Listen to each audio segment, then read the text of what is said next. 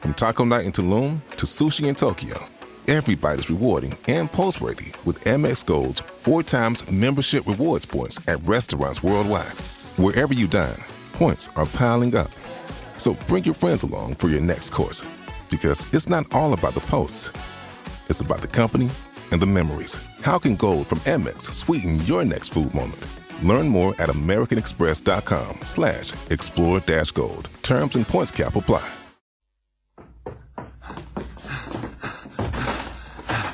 You! No! Please! No!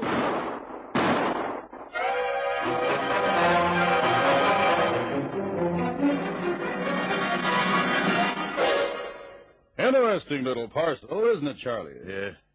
Looks like a box of chocolates wrapped in brown paper. Expensive chocolates. Are you going to hide it? Presents are always concealed from the receiver until the day of giving. This will be no exception, Charlie. Well, where will you hide it? In a safe deposit box? No, Charlie. What if we wanted to give it away on a Sunday? The banks are closed on Sunday. Well, where then? It's got to be somewhere safe since it's so valuable. In the offices of a man named Aubrey Mason. Who's he? A most reliable gentleman who operates from an address in the West End. 33 Half Moon Street.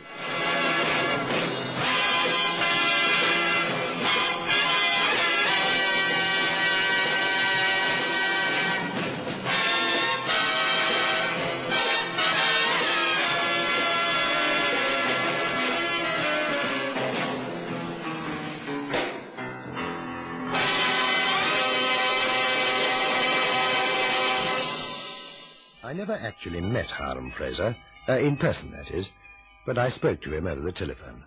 That he was an American was obvious by his accent. That he was eccentric, like most Americans I've met, was evident in his peculiar request. Mr. Fraser had purchased a wedding present. We've never met, Mr. Mason. I took your phone number off an ad in the weekend newspaper. It says go anywhere, do anything. We have a reputation in that regard, Mr. Fraser. We try to live up to it within reason. Oh, then that's just fine. The place I want you to go to is in Pell Street near Tower Bridge. What I want you to do is look after a parcel for me. A parcel? It's a wedding present for the daughter of an acquaintance of mine. I just arrived in England and have to go north on business. And now I hear that the date of the wedding is undecided, and I don't want to be caught short. It sounds like a very special parcel, Mr. Fraser. It is. Well, it's very valuable anyway. I'll send a man to pick it up, of course. But, well, wouldn't the parcel be safer in a bank? I thought of that, but the banks close on Sundays, and that day, I'm told, is very popular for weddings in England. And if the wedding is on a Sunday, you'd be stuck with a parcel in a bank. Well, not only that, Mr. Mason, I might not even be here in London. If the wedding present's in your possession and I'm in the north, I can telephone down and you can deliver it. Well, that seems a sensible arrangement. We'll be glad to act for you, Mr. Fraser. Thank you. Now, where can I contact you? Well, I'm leaving in an hour, and I'm not sure where I'll be staying in Greenock. It's best if I ring you in a few days. The parcel is at number 84 Pell Street. The woman there will hand it over. What's the name of the messenger? Cannon. Just plain Cannon.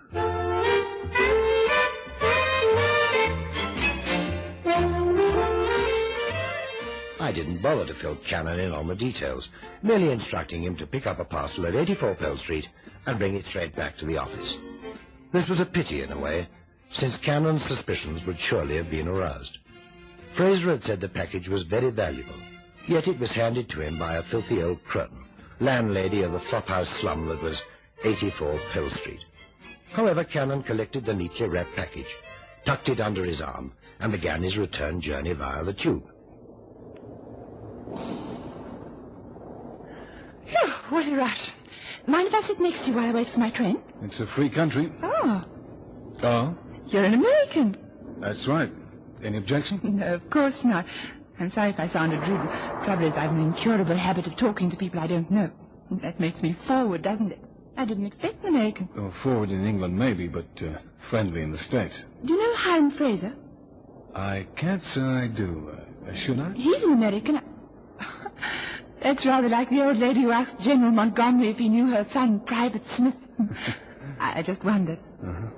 And where are you off to in such a hurry? Earl's Court. The next train in is mine. You? No, the inner circle, the one after yours, gives me a better connection. You're going to the West End? Yep, Half Moon Street, you know it? Yes, I do. I do work there. Oh, there I go again. My insatiable curiosity. Well, that's all right. Sure, I work there. As a matter of fact, I'm in the process of delivering this parcel there. How about you? I work in a boutique in Charing Cross. Not a terribly highfalutin one. I'm delivering a parcel, too. And that's what I've got in this paper bag. As a matter of fact, I was more interested in what you were doing after work.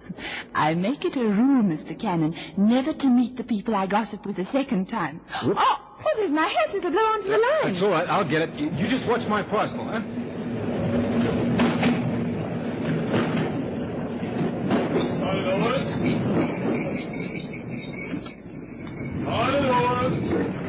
Yeah, here you are. I just made it. Hey, miss, your hat.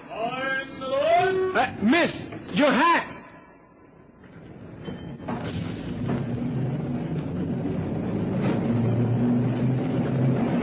My parcel. Oh, there it is on the seat. What a dizzy dame. Well, maybe they give out free hats in that Charing Cross boutique. Well, this is me, and maybe I'll work the Prince Charming routine on that Cinderella. I suppose a hat's as good as a shoe any day.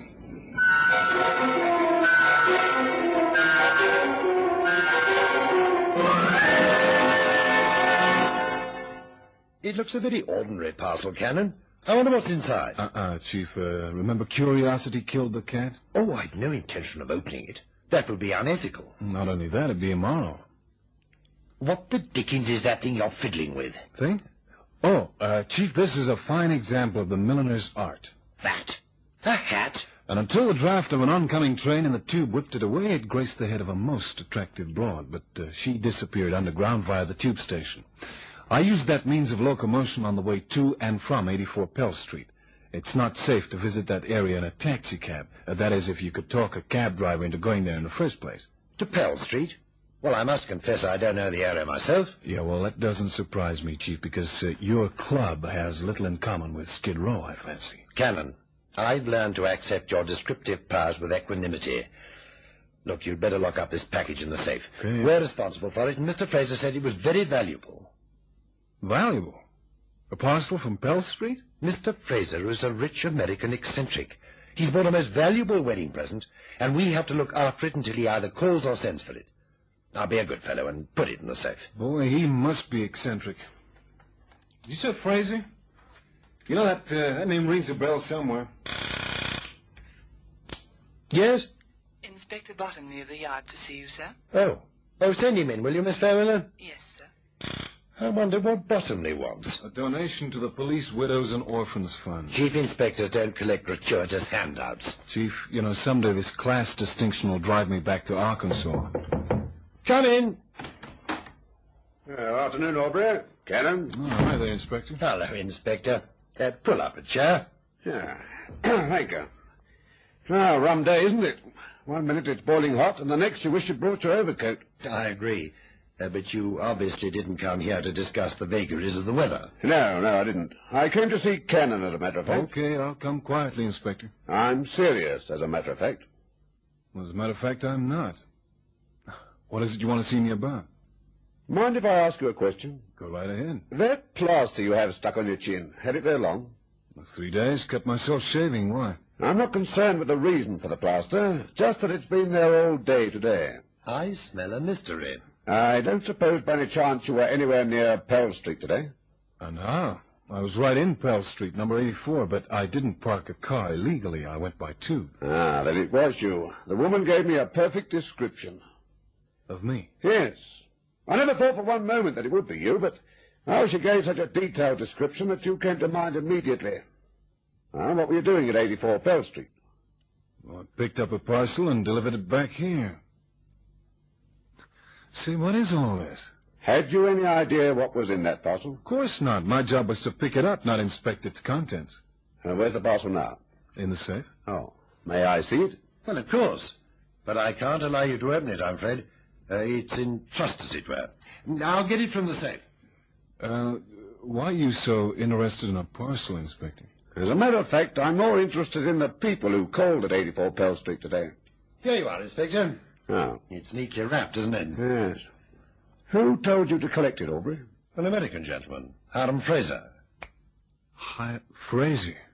Well, what's got into you? I knew that name rang a bell. That the broad on the tube station. Well, this is obviously no time for your comments on your doubtful girlfriend's Cannon. Let him talk, Aubrey. What girl on the tube station, Cannon? Well, I collected the package, I went to the tube and sat on a bench to wait for the train. And this dame sits down beside me and, well, she seemed surprised that I was an American. And she asked me if I knew a guy called Hiram Fraser. Had you ever seen the girl before? No, never. But if you were collecting a parcel for Mr. Fraser, surely you would have developed the conversation? Oh, may I butt in? I didn't tell Cannon anything about the assignment, except that he had to collect the package. Well, there seemed no point. It was such a straightforward job. I see. And she mentioned Fraser, and you denied all knowledge of the man. Did she ask you about the parcel? Yeah. Just let me think a minute. She sat down. Yeah, she was carrying a parcel too, but hers was in a paper carrier. Yeah, I knew something was phony. Yeah, well, what is it? Well, you know how you do. I tried to make a date. You know how it is, isn't it?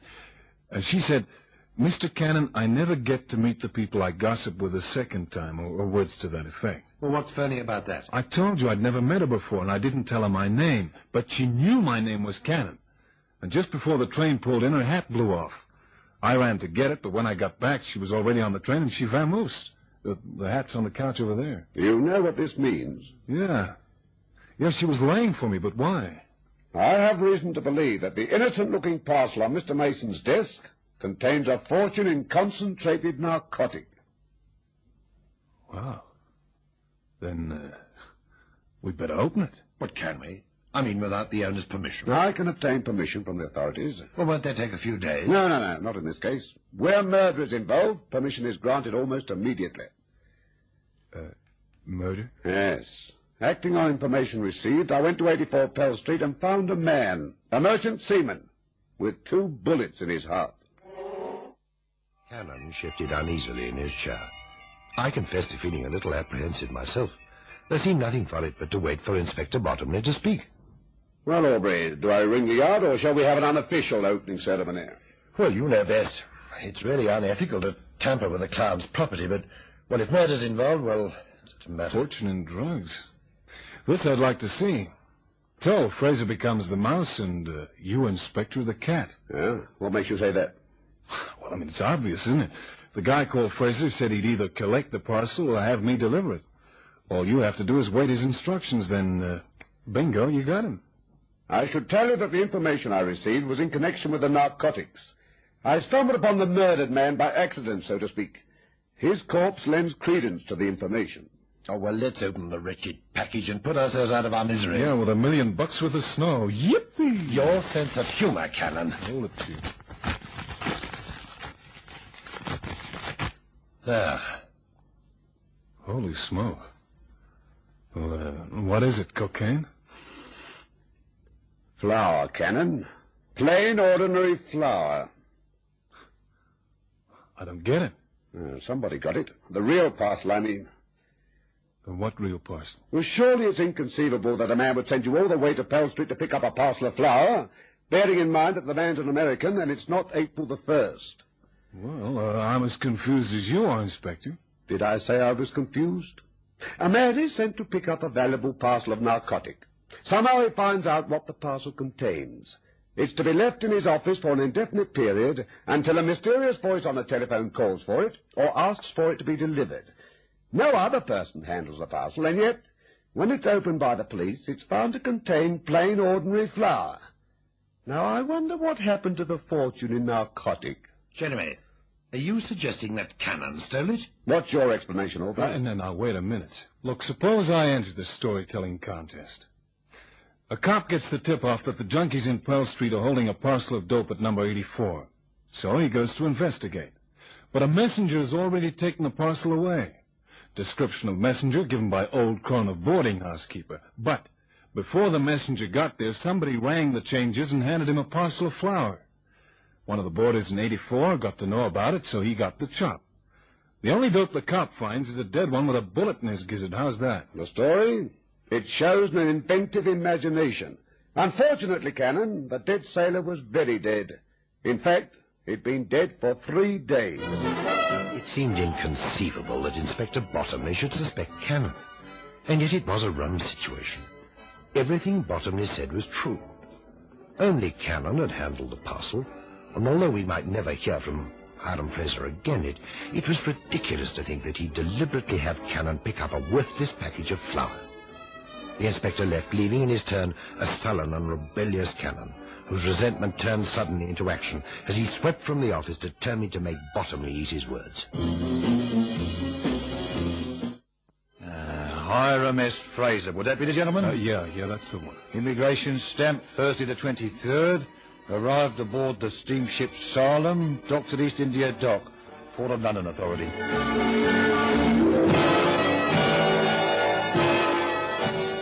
I just want to know the name of the captain of the SS Salem, and how can I get hold of him? SS Salem? Well, that's Captain Mike Tager. Well, as to how you'll find him, I don't know. His ship's sailing under a new skipper on her voyage to the east. He's been transferred. If I was you, I'd ask at the shipping line. A tall, blonde girl, very good-looking. She lost her hat in the tube station, you see, and, well, I'd like to return it to her. She said she worked in a boutique in Charing Cross. There are so many boutiques and hairdressing establishments here nowadays. It's all these young men with their long hair and guitars, you know. Yeah. Could I see the hat, perhaps? Oh, yeah. Yes, that is made by Alphonse. 3 streets down. Come to think of it, I know the lady you seek. A charming girl. What's her name? Name? Oh, it's Jeanie Tager. Yes, we have the home address of Captain Tager, sir.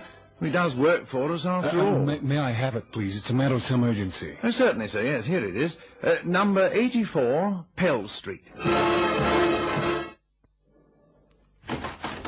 Hey, Chief. Chief, I'm hot on the scent. Nose to the trail like a bloodhound. In fact, I figure I have this whole caboozle set up and sewn up. Well, where did you go? Well, I've covered half London. I know the name of the ship that brought Hiram Fraser to this country. I know the name of the skipper. And I've traced that broad in the tube station. Well, good for you. Now, look, I'll be away for 24 hours, and after that I'll have the guy who engineered this dope racket. It'll take less than 24 hours, Cannon. First, you have a job to do, to deliver a package to a man called Charlie Johnston at the Bull and Gate in Pitman Lane. Tonight. Can't somebody else go, Chief? I don't think you quite understand, Cannon. Hiram Fraser has sent for his parcel. He's what? Yes, on the phone an hour ago. What's his name again? Charlie Johnston, the Bull and Gate. Johnston. Bull and Gate. Did you tell Bottomley? Well, yes. The inspector's been informed. Oh, that's great. So all I have to do is deliver the package and wait for the long arm of the law to nab him as he accepts delivery. Nothing could be simpler.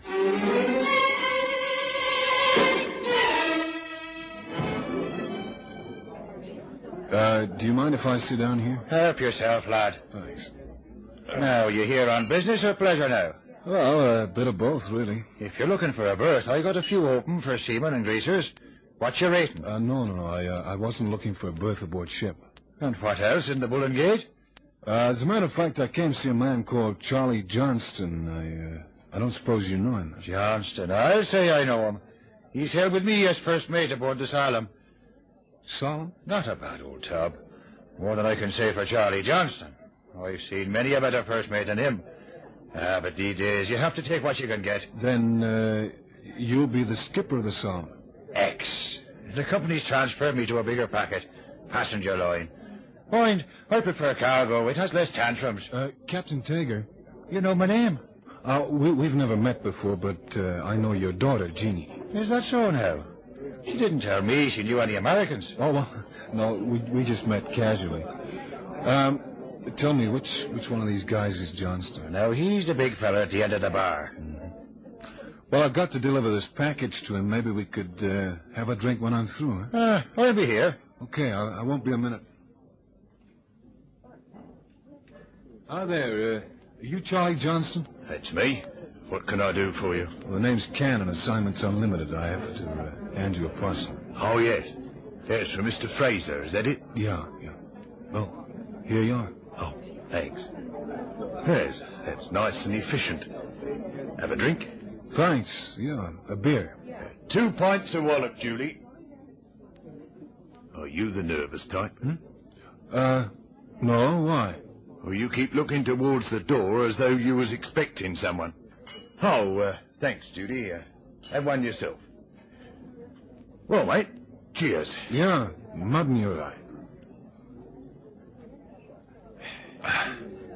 Say, I'll need a signature for the parcel. Oh, sure, yeah. Got an invoice? Yeah, here you are. And the address as well. Yeah, well, it's printed here. There you are. Thanks. Are you going to be here long? Yeah. Another hour or so. Why'd you ask? Well, no reason. I was offered a berth with Captain Tager's new ship. He's over there in the corner. Was, you mean? He's just left. Oh, well, you know, he said to come back to his table. That's Tager all over. Never could rely on him. Well, don't let it worry you, shipmate. You're better off without a berth under him. Well, thanks for the drink. I'll be seeing you. Yeah. So long, shipmate.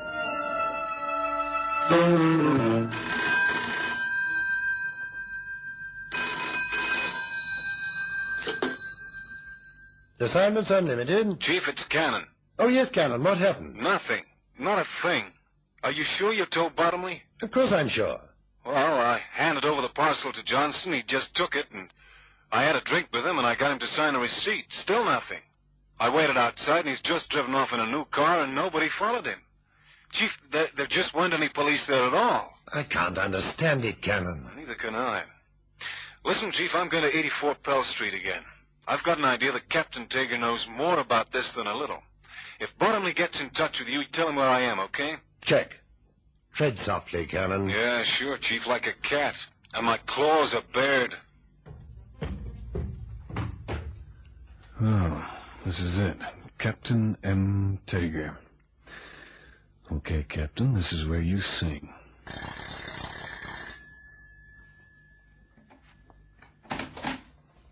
Yes? Hi, Jeanie. Remember me, Cannon. I owe you a hat. Oh, yes. Do you mind if I come in? Suppose not. Thanks. Hello, shipmate. Johnston. Come in, shipmate. Come right inside. Better do as he says, Cannon. It's not the first time he's used a gun and meant it. Meaning what? That you shot Seaman Ridley when he found out about your filthy racket. You talk too much. Fraser shot him anyway, I didn't. Tager's not the only one who talks too much. All right, buddy, where's the snow? The what? You heard. The cocaine in that parcel that you swapped for flour. No, mister, I didn't swap anything. That parcel was full of cocaine when you got it. I was here watching the old dame hand it to you. When you got it, it was the real McCoy. What happened to it? Drop dead. The girl first, Charlie. Use a knife. It's quieter. What are you going to do to my daughter? Muss her up some. The face, Charlie. You better tell him where it is, Tager. He means business. What the? Robby, Charlie, you two Fraser. You're all under arrest. The cops. That's right. A nice reception committee. And we've heard enough to send you to the gallows and your colleague with you. Cannon sat down on a sofa in 84 Pell Street and scratched his head as the murder squad hustled Fraser and Johnston away. Bottomley, now all smiles, began to explain. You see, Cannon, Captain Tager knew that Johnston, his mate, and Fraser, his passenger, were trying to smuggle narcotics into the country. It was he who informed us at the yard. But Fraser had made arrangements to have the parcel removed to a safe place. And where safer than your office at 33 Half Moon Street. But Captain Tager couldn't get hold of the parcel before the boarding-house keeper passed it on to you. And I let Johnston discover the switch, reasoning that he'd come here looking for you and the captain. Well, we heard everything. But how was the switch made? I did it. I'm sorry, Mr. Cannon. When you chased after my hat, I swapped parcels. Daddy had made one up just like yours, and I thought you wouldn't notice the difference. Oh, so I got double-crossed. Triple-crossed, Cannon.